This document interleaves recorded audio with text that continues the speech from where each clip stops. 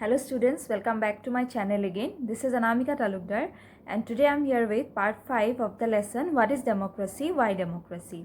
In the last video, part number 4, there I discussed the disadvantages of democracy, and today I am going to discuss the advantages of democracy so that you understand even after having the disadvantages of democracy, why do we choose a democratic form of government or a democracy, or why it is said as a better form of government. So let's start with the first advantage, and before the advantage there is an example of China in 1958 to 1961. There was a famine in China, and then 3 crore people, nearly to 3 crore people died in that famine. And at that time India also did not have a proper or a good economic system, but India did not face famine. And for this, the reasons which are said by the economists, they say that at that time India had a democratic form of government. After our independence, we had a democratic form of government. But in China, there is a party which is Communist Party, Chinese Communist Party. If you remember, you already got the example of China before the example of Mexico in one of the feature you got. So there you got that China is ruled by a Chinese Communist Party, and Chinese Communist Party do not answer anyone for the actions they do. And the people of China, they cannot question them, they cannot protest. Media also cannot go against the Chinese Communist Party. So the government in China, the way they responded during the famine, the way they responded, it was a different than the way in Indian government responded. Chinese government or the Chinese Communist Party did not have to think about the needs of the people, because they were not answerable to people. The way they wanted, the way they liked, they responded to that, and that's why they could not overcome from the famine, where they had to lose many people's lives, the lives of many people. So where many people died in that famine, and the Chinese Communist Party, they could not respond properly, and it was just because they did not have a democratic form of government, where the government was not responding properly, but people could not say anything to the government even if they were not responding. But Indian government, they were responding to the problems of Indian people, they were responding to the needs of Indian people, because they knew that this was a democracy. At that time also it was a democracy, now also it's a democracy. So they know that in a democratic form of government, if they do not respond to the needs of the people, then they will have to answer to the people, they will have to answer to the citizen. And that is also said as accountability. I explained you the meaning of accountability. Accountability meaning is when you are answerable to someone, when you are answerable for your actions. Now the government of India is answerable, or whenever there is democratic form of government, the government is answerable to its people, the government is answerable to the citizen. So the democratic form of government always have to respond to the problems, needs of the people, and they are answerable for their actions. So from this example, we can know now that a democratic form of government responds in a better way than the other form of government, to the needs of the people, to the problems of the people. So from here we get the first advantage of democracy, and that is democracy is a better form of government because it is accountable to its citizens. I gave you the advantages in one video. From there you can go through one by one. This is the first point of advantage which I gave you. Go through once that video if you have not gone yet. Then the second point is democracy improves the quality of decision making. How it improves? If you remember, there was a disadvantage which we got, that the decisions which are taken in democracy, this takes times, and it means delays. And why it takes times? Because it needs consultation, then discussions, and that's why it takes time. Now I told you that it can be converted into an advantage. And how it can be converted into an advantage? Because we know whenever there are discussions, whenever there are consultations with other people, then decision becomes better. And how it becomes better? For example, there are 10 people discussing, consulting with each other, and then taking a decision. So out of these 10 people, there may be 2 people who are wrong, but there will be 8 people to correct the mistake. There will be 8 people to show that the 2 people, the decision what they are taking, that will be a wrong decision. So whenever the decisions are taken, if there are more people to discuss, if there are more people to consult, then decision becomes better. For example, for taking a decision of your life, which is a very important decision, if you discuss it with your parents, then they will suggest you something. If you discuss it with your friends or someone else, then they will be giving you some suggestions for and from those suggestions you can take help for taking the decision. So it becomes, then the decision becomes better.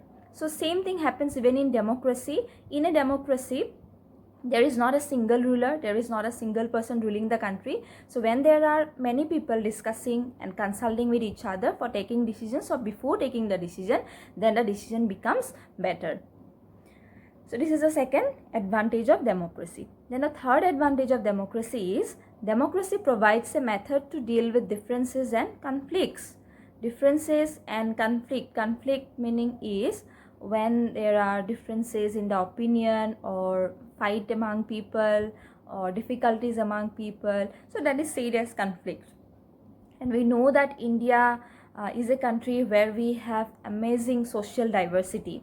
There are different groups, there are different communities, different religious people, different castes living together. But as we know that there are different people living together, so all of the people, we do not have same opinion, different people having different opinion. And whenever there are different opinions, that means we can have clashes among each other, we can have conflicts among each other, as we have different opinions. So for resolving it, for solving the problem which we face, democracy gives us a better solution. How it gives us? We can see in democracy there is no one like who is a permanent winner or who is a permanent ruler.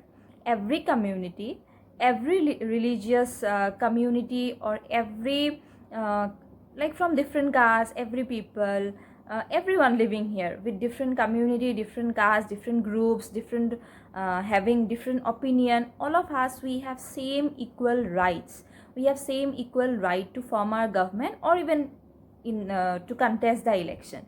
So it happens that, as I say, that there is not like there is no one who is a permanent winner or a permanent loser. So democracy gives everyone the equal and fair chance to form the government or to contest the election, contest as a candidate in the election. So it doesn't happen that if this election a Muslim ruler is winning, it doesn't happen that every time that Muslim ruler will only win. Again, it happens that next election all are getting chance, and from there again, like a Hindu ruler may also win. So everyone is given equal and fair chances. So there is no question that we can ask in a democracy that why we are not given the fair chances. So it gives us a proper solution, it gives us a proper answer for our conflicts, for our difficulties, that it is giving equal and fair chances to everyone, and then it resolves our conflicts and differences. And even after it is not able to resolve the differences and conflict, then we have our courts to resolve it. If our government is not able to resolve it, we can approach to the courts, we can approach as we know that laws are equal for all, so we can approach by taking help of law, then we will get our justice. So it gives us a proper solution. This is the third advantage of democracy. Then the fourth advantage of democracy is democracy enhances the dignity of citizens. As I said that it is accountable form of government, it responds to the needs of people, it tries to resolve our conflict and differences, then it respects the needs of the citizen, it respects the citizens by giving equal right to each and everyone. Here is no one is considered, in the eyes of law, no one is considered as a like higher or lower caste from higher or lower caste, or a poor or a rich person, or a minister or a beggar. Everyone is treated and seen as a equal person, giving equal rights. And so it enhances the dignity, it gives us respect, it increases the respect of the citizen living in the country. So thus, as it is the accountable form of government, so it increases our needs, or it responds to our needs, and it enhances the dignity, means it respects the needs of the people. So this is the fourth advantage of democracy. Then the fifth advantage of democracy is better than other forms of government because it allows us to correct its own mistakes. So what does it mean? It says that we know that even if it's a democracy, we cannot guarantee, government cannot guarantee that there will be no mistakes made by them. So there is no guarantee because we know people will make mistakes. So when there will be mistakes in democracy, there is a room, there is a chance that democracy provides to the government to correct their mistakes, because there is a space for public discussion on these mistakes. Now, if we see that our government is making some mistakes, then we will discuss it. We will provide them chance or opportunity to correct their mistakes, and government will have to correct it in democracy. After the citizens, they say them to correct their decisions. If there are some mistakes, then they will have to correct their mistakes. This opportunity is given to them. Now, if they do not correct their mistakes, then we can do what? Then in the next election, we can change our government. So because of that, as the government also knows that if they do not correct their mistakes, they know that in the next election, they will be changed. And for that, they try to correct their mistakes in democracy to respond to the needs of the people, to make the people happy in the country so that they can win again in the election. So it's a very simple one, that it allows us to correct our mistakes in democracy. So it's a good form of government. So these are the advantages of democracy. So it is almost the end of the lesson. So at last, I want to say there is a little paragraph given about the broader meaning of democracy. I already told you that think beyond the simple definition of democracy.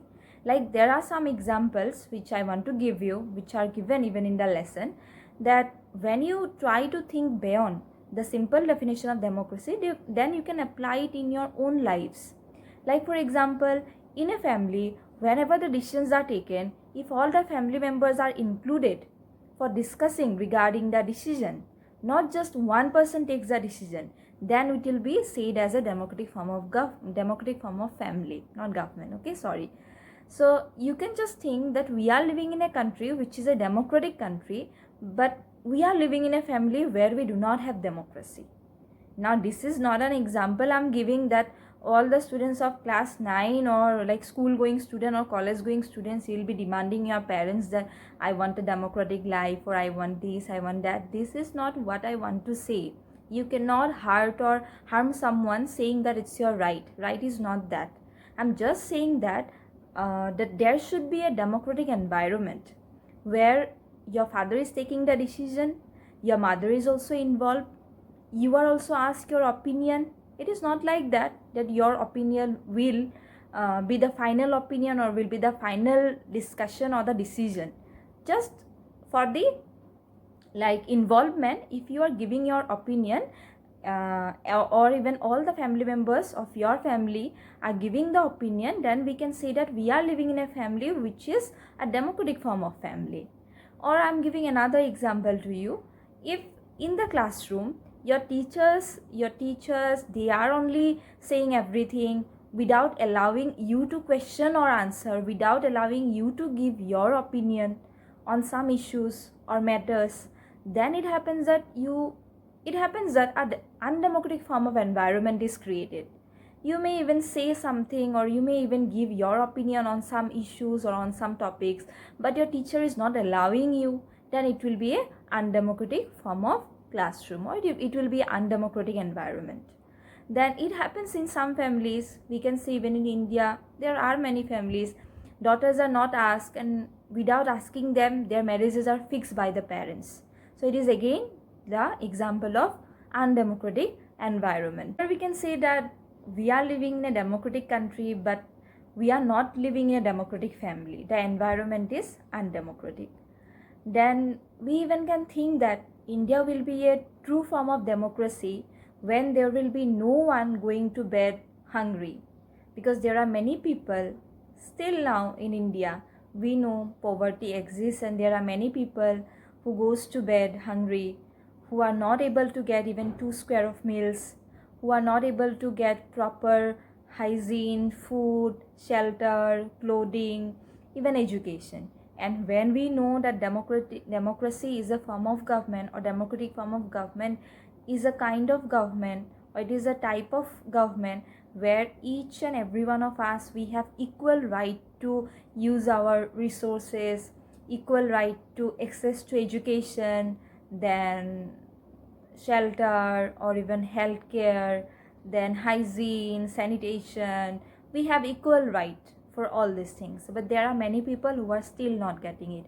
So if you think beyond the simple definition, then there will be many issues coming, that in a democracy there are many situations now also which are not democratic. In a democratic country, there are many situations which are undemocratic. Just see the difference. So it will be a good form of democracy. There is a difference between a democracy and a good democracy. So it will be a good democracy when we will get this kind of rights for everyone, or every people, each and everyone living in India, getting the equal resources, equal access, then like having a democratic environment in the family, or having a democratic environment in the workplaces, because there are still many workplaces where men are treated as superior, women workers are not given the equal wages which they should be given like men, but they are not given just because they are women. So this is again not a democratic environment. So when these things will be removed, then we will consider India as a good form of democracy. So this is all about the lesson, second lesson from your democratic politics. If you have any views or opinion regarding anything, you can also give me in the comment section and ask me if you have any doubt. If you like the video, I don't say if you like the explanation, then like the video, it motivates me. So thank you, and in the next video I'll give you important questions from this lesson. Thank you so much.